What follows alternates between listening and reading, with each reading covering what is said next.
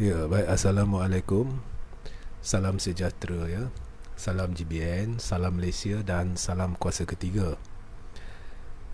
Bersama kita sekali lagi ya untuk sesi live harian soal jawab. Ya, seperti yang telah saya beritahu, saya sudah memulakan sesi live harian di mana sesi ini berupa sesi soal jawab yang akan berlangsung setiap hari Isnin sampai Ahad, ya, kecuali hari Khamis dan Ahad lah. Okey, maknanya Isnin, Selasa, Rabu, Jumaat dan Sabtu. Jadi saya akan adakan sesi live khas di mana saya akan bincangkan topik-topik yang menarik. Saya akan berikan tema dan kemudian saya akan buka terus kepada soal jawab. Jadi jika anda ada soalan, anda boleh terus mula bertanya sekarang. Topik kita hari ini ialah kerajaan pimpinan Ismail Sabri dah 100 hari ataupun hampir 100 hari. Sebenarnya lebih tepat lagi adalah kepimpinan Ismail Sabri. Kepimpinan Ismail Sabri sudah 100 hari atau dah nak 100 hari dan ianya masih gagal. Okey, ianya masih gagal. Jadi tang mana kegagalan dia, Ismail Sabri ni, dan adakah kita nampak satu perbezaan yang telah dibawa oleh kerajaan pimpinan Ismail Sabri selepas tumbangnya kerajaan pimpinan Muhyiddin Yassin. Jadi apakah perubahan yang kita nampak? Adakah sesuatu yang baik yang telah berlaku? Baik, so jadi anda boleh mula bertanya soalan, tetapi sepintas lalulah saya nak beritahu bahawa kerajaan pimpinan Ismail Sabri ini terbentuk atas satu percaturan palsu. Okey, sebab kononnya dulu kluster mahkamah ni atau UMNO ni, pihak tertentu dari UMNO ni tidak boleh kerjasama dengan PPBM, tidak boleh kerjasama dengan Muhyiddin. Maka ditarik sokongannya supaya kerajaan pimpinan Muhyiddin Yassin jatuh. Tetapi sebaik selepas kerajaan pimpinan Muhyiddin Yassin jatuh, tiba-tiba gerombolan yang sama ni berbaik semula. Semuanya ahli parlimen yang serupa. Okey. Dan setelah mereka berbaik semula, mereka mencalonkan seorang UMNO dari UMNO, iaitu Ismail Sabri, untuk jawatan Perdana Menteri. Jadi seluruh propaganda, seluruh wayang kulit, seluruh percaturan yang dilakukan tu hanya untuk menaikkan seorang Perdana Menteri dari UMNO, itu sahaja. Tetapi gerombolan dia sama, gerombolan sama yang terlibat dalam pentadbiran Ismail Sabri, yang merupakan sebuah pentadbiran yang kejam, yang menyeksa rakyat, yang gagal, ya, dan melihatkan sogokkan jawatan dalam kadar tertinggi di negara kita, dalam sejarah negara kita. Okey, dalam pada rakyat susah, merana, seksa, bunuh diri, disogok jawatan, sogok jawatan demi kuasa dan kedudukan. Kemudian selepas percaturan rangkah Royal Chulan untuk jadikan Ismail Sabri ni Perdana Menteri, okay, kita lihat balik dasar sogokan kuasa dan kedudukan dalam kadar yang sama tinggi ataupun mungkin lebih tinggi. Di bawah pentadbiran Ismail Sabri, malah sudah ada duta-duta bertaraf menteri yang baru, ya, dari MIC, ya, Hadi Awang kekal, ada ura-ura lain nak naik sebagai duta. Okay. So tak ada beza langsung. Tidak ada sebarang polisi atau pembaharuan dari sudut dasar nak menjana kembali ekonomi rakyat, nak memperbaiki kehidupan rakyat, ya, nak mengatasi kegagalan kerajaan terdahulu yang telah dibawa oleh kerajaan Ismail Sabri. Tidak ada. Okey, tidak ada satu penekanan. Okey, kerajaan terdahulu kita kata dulu gagal, sebab ini dia gagal, sekarang kita buat yang baru. Memang tak boleh, sebab kalau kerajaan ini buat, dia mengaku kegagalan sendiri, sebab semuanya orang sama, cuma tukar kulit. Dalam kerajaan pun lebih 90% muka sama, ataupun pelantikan dalam pentadbiran lebih 90% muka sama, cuma tukar sana sini sikit.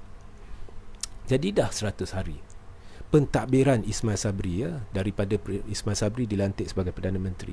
Apa yang kita lihat dari awal lagi, bila tubuh kabinet, Faizal Azumu dah kena sound, kerana oleh Tengku Mahkota Johor kerana menipu, ya, berhubung dengan isu harga tanah. Okey.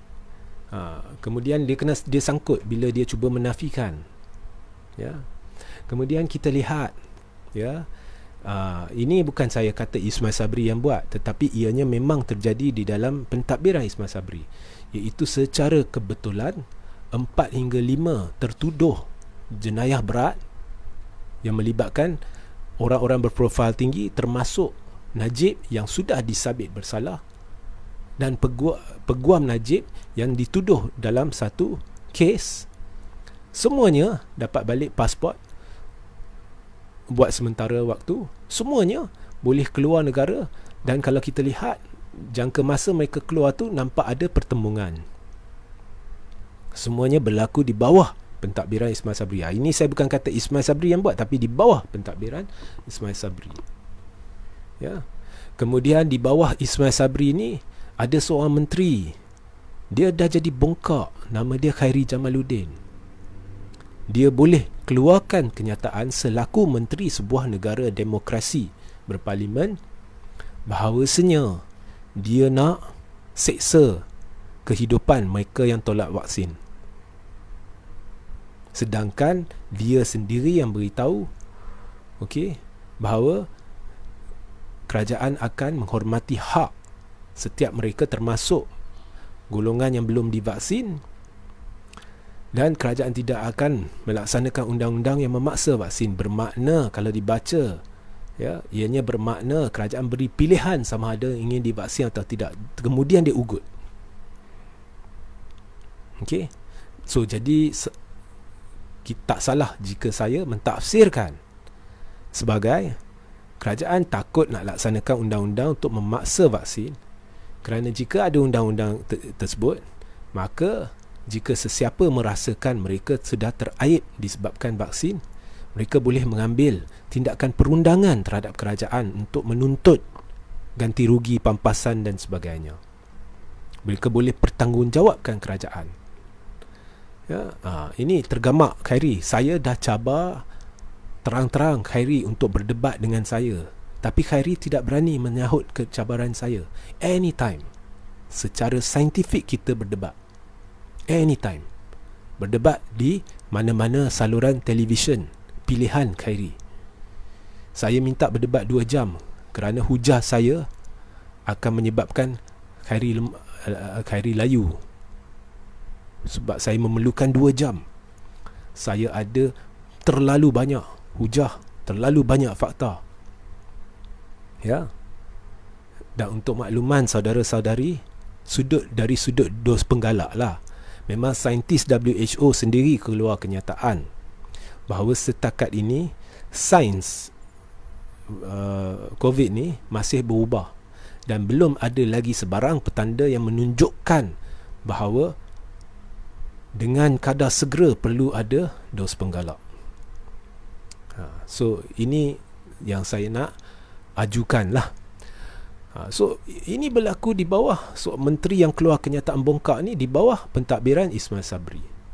Adakah Ismail Sabri menunjukkan sebarang rangka kerja yang menunjukkan pelan jangka pendek, sederhana dan panjang untuk memulihkan kemudaratan yang telah berlaku dari sudut ekonomi, kesihatan di bawah pentadbiran Muhyiddin akibat kegagalan pentadbiran Muhyiddin demi memulihkan keadaan negara dengan satu kerangka kerja spesifik, langkah-langkah yang akan diambil, pelan-pelan tindakan dan sebagainya? Tidak.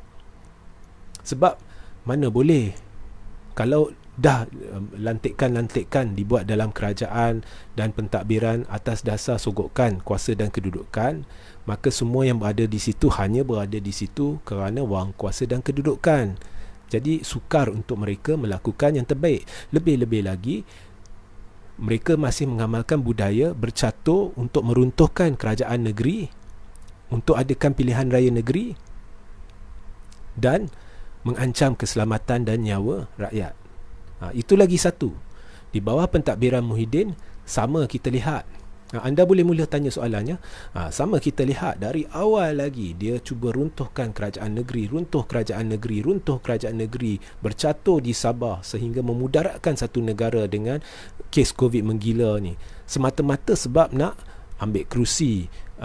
Kalau PAS nak ambil rampas kerusi Menteri Besar Kedah. Kalau di Perak dia cuba nak tumbang, nak buat jajaran baru politik, ya, UMNO dengan DAP dengan Anwar ni. Kemudian di Sabah mereka berjaya menggugat kestabilan kerajaan negeri sehingga tercetus pilihan raya negeri. Lepas Ismail Sabri datang, ada pembaharuan tak? Kononnya Muhyiddin ni dia nak buang, dia nak Ismail Sabri. Sama bercatur, kemaruk kuasa, nak juga kerajaan negeri itu walaupun dah kata pilihan raya kena dekat. Ya, tapi nak juga kerusi Melaka, Ketua Menteri Melaka, sehingga UMNO tikam UMNO di Melaka. Dan yang saya dipahamkan, walaupun dah habis pilihan raya negeri Melaka, masih berlaku tikam menikam dalam UMNO. Ya, masih carca merba politik Melaka. So lepas dah habis Melaka ni, sekarang kalau saudara-saudara ingat, Zahid Hamidi beritahu apa? Pelantikan Ismail Sabri ni sementara. Apabila dah habis lockdown, apabila wabak COVID ni dah reda, maka Ismail Sabri akan bergegas untuk bubar parlimen dan pilihan raya akan diadakan. Tapi adakah Zahid Hamidi sebut perkara tu lagi? Senyap. Sedangkan sekarang ni semua tempat dah masuk fasa 4. Ya, pilihan raya negeri pun boleh diadakan. Agong pun dah tidak lagi kenakan darurat di Sarawak. Jadi lebih 95% dewasa sudah divaksin, jadi boleh adakan pilihan raya umum. Tapi tiba-tiba senyap, babak nak bubar parlimen. Tapi lepas pilihan raya pula, sekarang dah bincang, nak bubar awal parlimen. Sebab UMNO dah yakin mereka nak pilihan raya awal. Jadi ada ura-ura parlimen dibubarkan Disember ni ataupun awal tahun depan, Januari. Okey. Tapi apa pun pelik, mereka beritahu kita bahawa parlimen akan dibubar, sebaik sahaja boleh diadakan pilihan raya. Tetapi Ismail Sabri kemudian masuk MOU dengan Pakatan Harapan. Ya. So macam-macam lah. Lagi parlimen kononnya nak buat transformasi parlimen. Tapi kita lihat parlimen pun carca merba. Hari ini Raya bertanya satu soalan yang sah. Dia bertanya, bagaimanakah pasport boleh dipulangkan kepada Najib untuk keluar negara sedangkan Najib berhutang pada LHDN? Dia soalan tu sah. Soalan tu betul. Dia bertanya kepada Tengku Zafrul. Tengku Zafrul berkata keputusan nak pulangkan pasport adalah keputusan mahkamah. Kemudian Raya bertanya, saya bukan rujuk keputusan mahkamah. Keputusan mahkamah tu berhubung dengan kes SRC 1MDB dan sebagainya. Saya merujuk kepada LHDN. So LHDN ni Najib berhutang. Mengapa boleh pulangkan pasport? Mengapa boleh keluar negara? Sebab setahu saya dan Raya juga sebut, ramai orang disenarai hitamkan mereka bukannya ada kes mahkamah. Tetapi kerajaan menyenarai hitamkan di lapangan-lapangan terbang mereka tidak boleh keluar negara sebab hutang. Contohnya PTPTN. Ini pula Najib dalam juta. Dia tidak bayar lagi, tetapi boleh keluar negara. Kemudian timbalan speaker memberi amaran dan suruh Raya keluar Dewan 20 minit. Jadi nampak sangat Zafrul cuba mengaburi mata ahli-ahli parlimen. Tak masuk akal kenyataan Zafrul. Kemudian pelik timbalan speaker. Semua ini berlaku bawah pentadbiran Ismail Sabri juga. Kalau dulu Zafrul cuba memperdaya ahli-ahli parlimen, kononnya kerajaan pimpinan Pakatan Harapan buat 101 projek, belanja 6 berapa bilion ringgit. Rupa-rupanya Zafrul menipu ataupun memperdaya ahli-ahli parlimen kerana tidak menjelaskan dengan terperinci bahawa sebahagian besar nilai itu sebenarnya diluluskan bawah pentadbiran Najib. So saya alu-alukan soalan daripada anda jika ada, ya. Kalau tak ada, saya akan akhiri live lah. Jika ada anda komen, berkenaan dengan pentadbiran Ismail Sabri. Okey, Laina Sonia, semakin teruk Malaysia sekarang, harga barang naik, paksaan vaksin, rebut kuasa. Ini semua benar, khususnya rebut kuasa dan harga barang naik. Keadaan sekarang lagi teruk. Najib dengan Laskar dia sedang psycho bahawa keadaan kononnya baik di bawah pentadbiran Najib, keadaan ekonomi. Sebenarnya di bawah Najib, salah satu sebab Najib kalah adalah harga barangan, kos hidup, sara hidup makin tinggi, rakyat terseksa. Jadi rakyat jangan dimanipulasi dengan kenyataan-kenyataan palsu Najib yang bertujuan untuk mengaburi mata anda, untuk menyebabkan anda lupa apa yang berlaku dulu. Sebelum PRU 14, salah satu sebab daripada dua sebab, ya, mengapa rakyat tolak BN dan Najib adalah sebab kos sara hidup makin tinggi. Dan hari ini jauh lebih tinggi dan rakyat makin mudarat. Tapi Najib nak bagi korang lupa. Jadi dia kata, oh ekonomi baik masa dia bagi data ni, data tu. Tapi orang ni sebenarnya menyebabkan keadaan negara mudarat. Sebab dia sudah disabit kesalahan menyeleweng dana 42 juta SRC. Dan sekarang pun tengah lalu masih belum selesai kes 2.6 bilion yang sudah sah bukannya dari Raja Arab Saudi. Malah Najib sendiri mengaku dia sebenarnya tak tahu. Dia hanya sangka ianya dari Raja Arab Saudi. Jadi keadaan sekarang makin lagi teruk. Okey, lagi teruk. So rebut kuasa ni, kalau sebelum Ismail Muhyiddin tumbang, Najib asyik COVID, asyik setiap satu kesalahan dilakukan lantang bersuara. Hari ini semua, lepas Ismail Sabri naik, semua yang saya sebut tadi Najib senyap. Di PRM Melaka pun senyap. Dia tidak beritahu, oh kita tak patut ada PRM Melaka sebab COVID. Malah Najib lah, walaupun nampak gambar sini, video sana, sampai dah kena saman, dah kena compound, 20,000, ya, berkempen di Melaka. Tapi kalau tanya, dia berbohong, dia bercuti di Melaka. Itulah Najib, penipu. Buku adik dia sendiri pun dia tak berani nak sangkal. Adik dia sendiri pun jelaskan penipuan yang dilakukan oleh PMO bawah Najib, yang menipu kononnya duit yang banyak yang dibelanjakan oleh Rosmah di luar negara, di New York.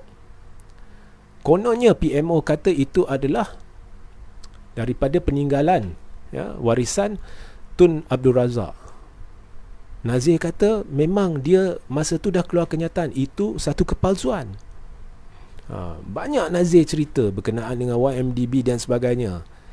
Najib senyap benda tu. Banyak cerita dekat Facebook. Tapi babak tu senyap. Dalam mahkamah pun banyak lupa, banyak diam. Ya.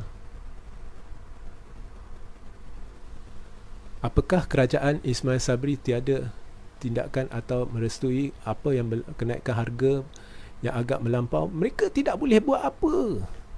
Kenaikan harga ini akan akhirnya terjadi jika sebuah kerajaan tidak mampu menguruskan ekonomi dengan baik dalam satu jangka yang panjang. Ini gerombolan sama yang gagal dulu. Gerombolan sama, cuma tukar kulit.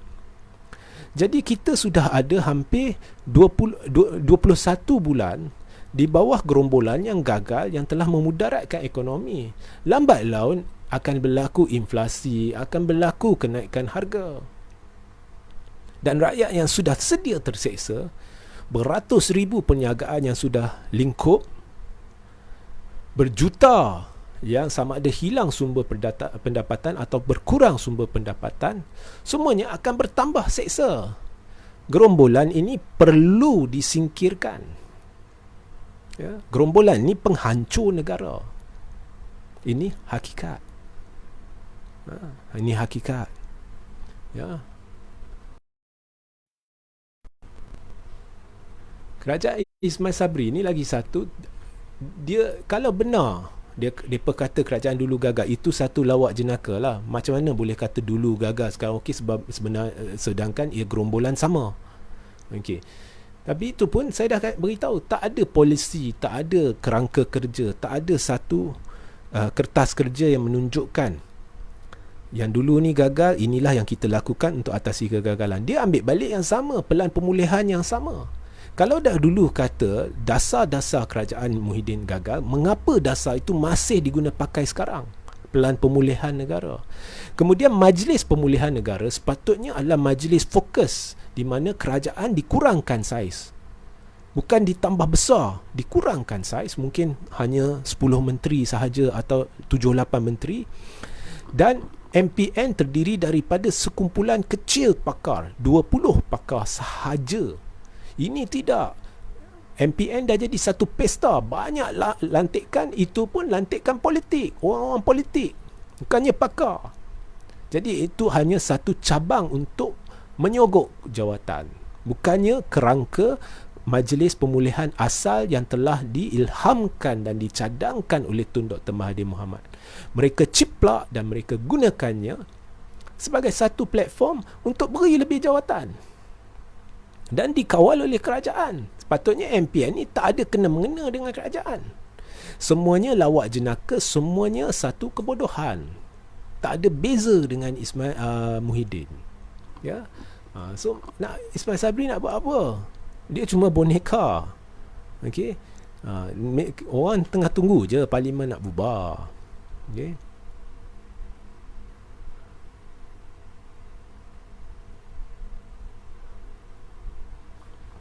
Man, setuju tak Ismail Sabri ni geng Najib? Sebab dulu dia ada cakap jika tak percaya Najib, tidak percaya Tuhan.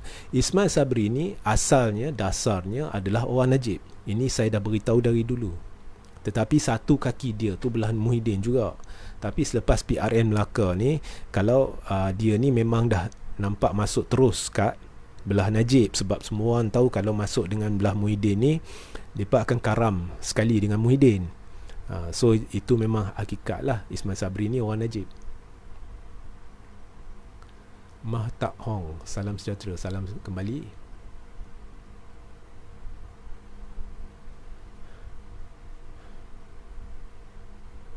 Kena saman KKM tu semua wayang je tuan. Atan Romaino. Memang apabila parti-parti itu masa PRN Sarawak, Sabah, Melaka tu disaman, di compound. Contohnya penaja yang membuat satu event di mana Ismail Sabri dan Najib turun. Takkan masa tu Najib dan Sabri tak tahu bahawa itu melanggar SOP? Mereka tahu.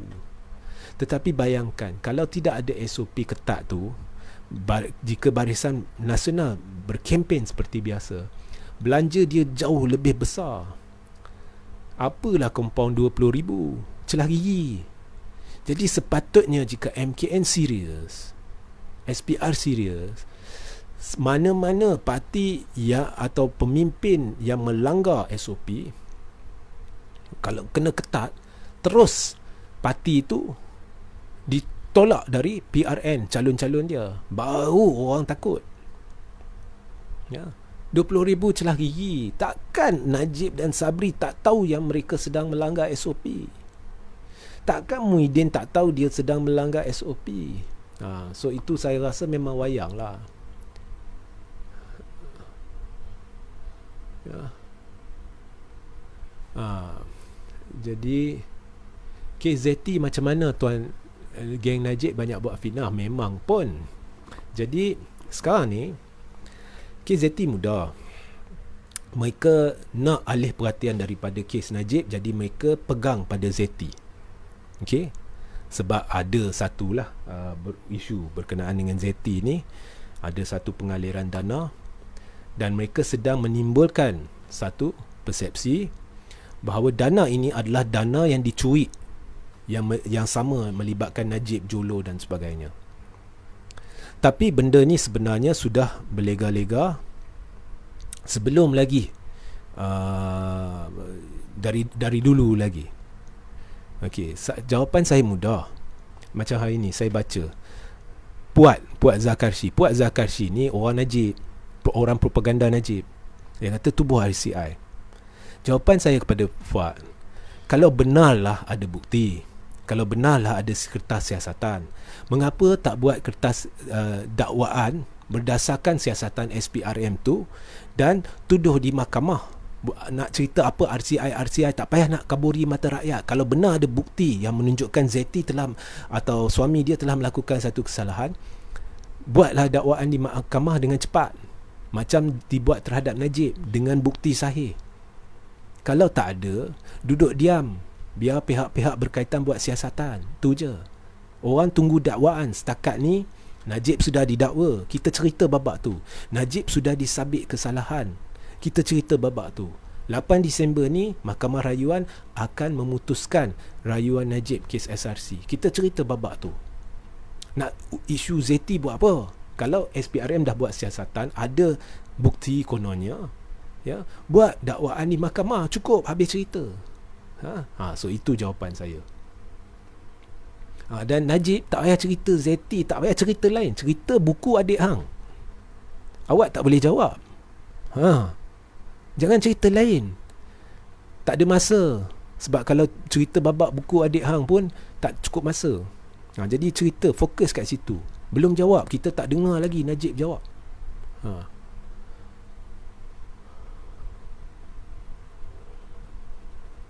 Okey, tak ada soalannya. Jadi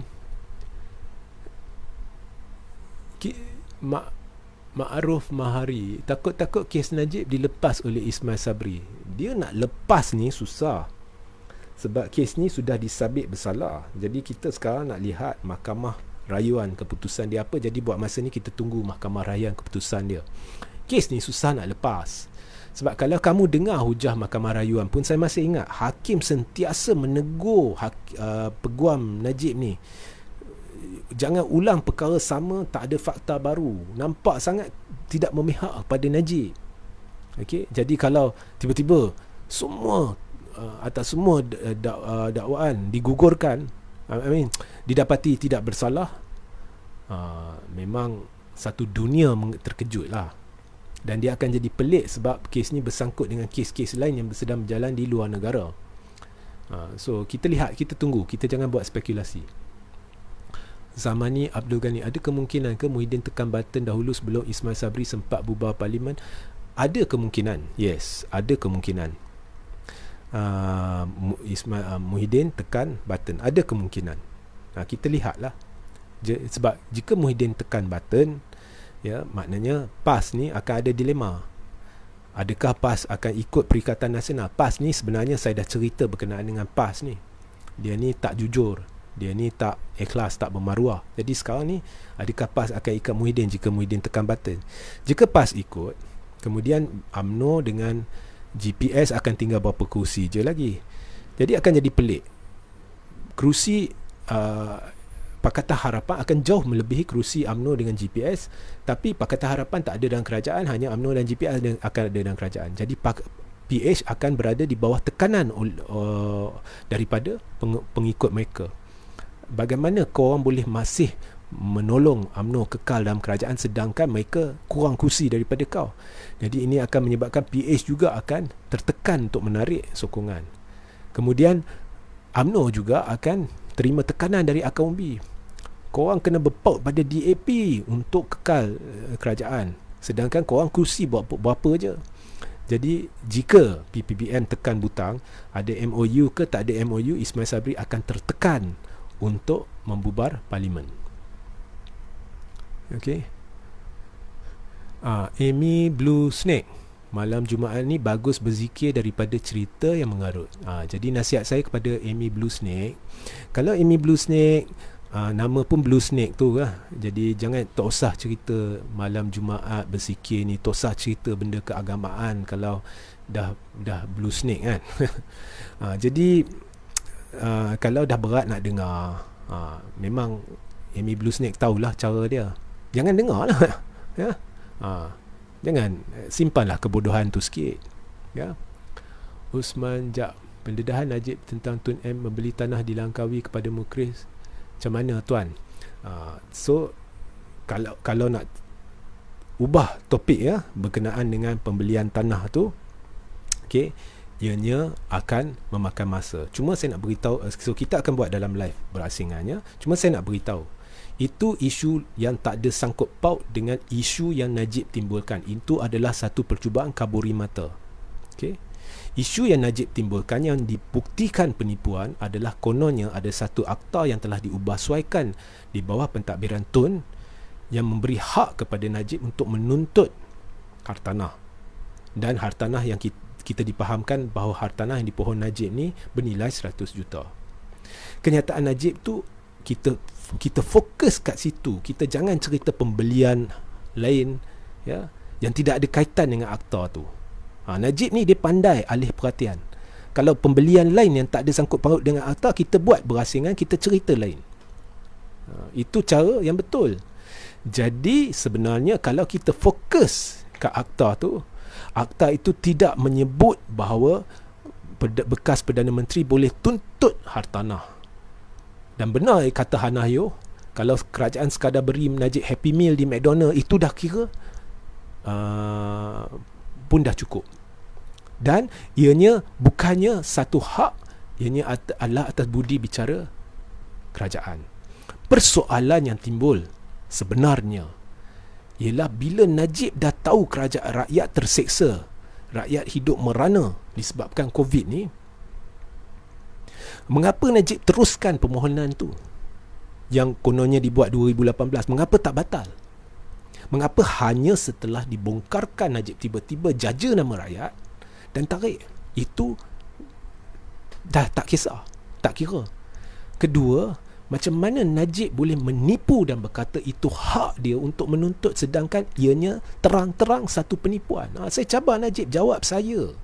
Jawab, jangan tak jawab. Kalau Najib nak berdebat, saya anytime setuju nak berdebat isu ni. Najib jangan mengalih perhatian kat isu tanah lain, isu lain yang tak ada sangkut paut dengan akta. Saya ulang, fokus kat isu akta ni. Cuba cerita, adakah Tun ambil kesempatan dari akta ni? Tak ada. Adakah Pak Lah ambil kesempatan dari akta ni? Tak ada. Jadi bagaimana Najib boleh?